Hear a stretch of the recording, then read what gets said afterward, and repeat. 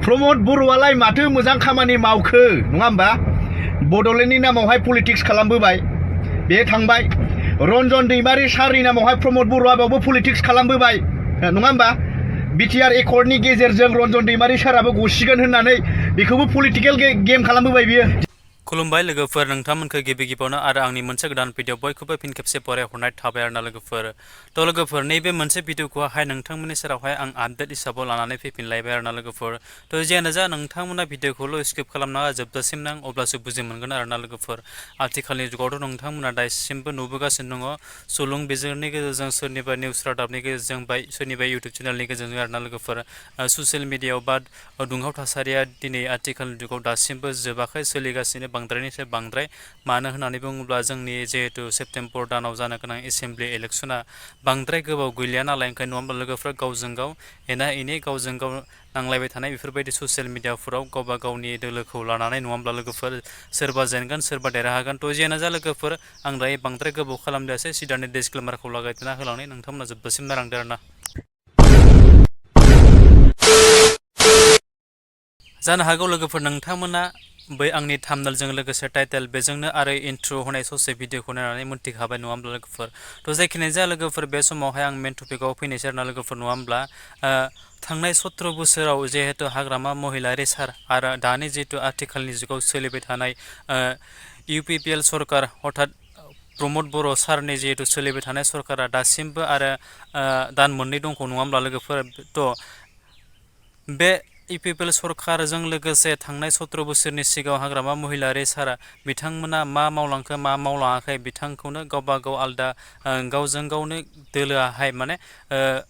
बिथांजों बिथिंजों सोंखारिथिनाया बारानि सायाव बारासिन जालांबाय थादों आरोना लोगोफोर थ' बेखौनो लानानै दिनै मैदोम ब्रादाराहाय नोंथांमोननि सेरावहाय गुवारै बिबुंथि होलांदों सोर बेसे मावखो सोर बेसे मावाखै बबे सरकारा बांसिनै खामानिखौ मावदों बबे सरकारा जाख्ल'नायाव बारा जादों आरोना लोगोफोर थ' जेना नोंथांमोना भिडिअखौ जोबजासिम नायलां अब्लासो बुजि मोनगोन नायलांदो बिदिब्ला मैयासो आङो राकेश ब्रह्म नङा होमबा बेजों लोगोसे फेरेंगा प्रमद बर' बिथांमोनखौ आङो मैया भिडिअनि गेजेरजों किसुमान सोंखारिदों बेखौ नुनानै किसुमानफ्रा ओरैबायदि गन्थङाव दै हाबदों आरोना बिसोरनि सोरनिबा पार्टिनि आरो इसोरखौ सापर्ट खालामग्रा जोबोद मानसिफोरा थारमाने मा खालामदों गन्थङाव दै हाबजोबदों बुजिबायना नोंसिनि हाग्रामा महिलारियालाय माबोरैथो मोजां जाखो नै बेफोरबायदि बाथ्रा बुंदों आरोना माबोरैथो मोजां जाखो नै बेफोरबायदि दा आं बेखौबो सोंगोन प्रमद बर'आलाय माथो मोजां खामानि मावखो प्रमद बर'आलाय माथो मोजां खामानि मावखो नङा होमबा बड'लेण्डनि नामावहाय पलिटिक्स खालामबोबाय बे थांबाय रन्जन दैमारि सारनि नामावहाय प्रमद बर'आ बेयावबो पलिटिक्स खालामबोबाय नङा होमबा बिटिआर एकर्डनि गेजेरजों रन्जन दैमारि साराबो गसिगोन होननानै बेखौबो पलिटिकल गेम खालामबोबाय बियो बेनो जाबाय प्रमद बर' सारनि मोजां खामानि मावनाया दिनै आङो मिनिनोसो ओंखारो मिथिबायना प्रमद बर'नि नाम लायोबा आं मिनिनोसो ओंखारो मिथिबाय बेनो जाहैबाय हाग्रामा महिलारिखौ जे नोंथांमोनहा सोंखारियो नङा होमबा गाज्रि मोनो हाग्रामा महिलारिया गोदो बुंदोंमोन ना मोनसे टाइमावहाय बड'लेण्ड जाया होननानै प्रमद बर'आ लाबोनो हाबाय बड'लेण्डखौ दायो बिराद गिदिर माथो एकर्ड खालामबायनो बिटिआर एकर्ड खालामबायनो बोरो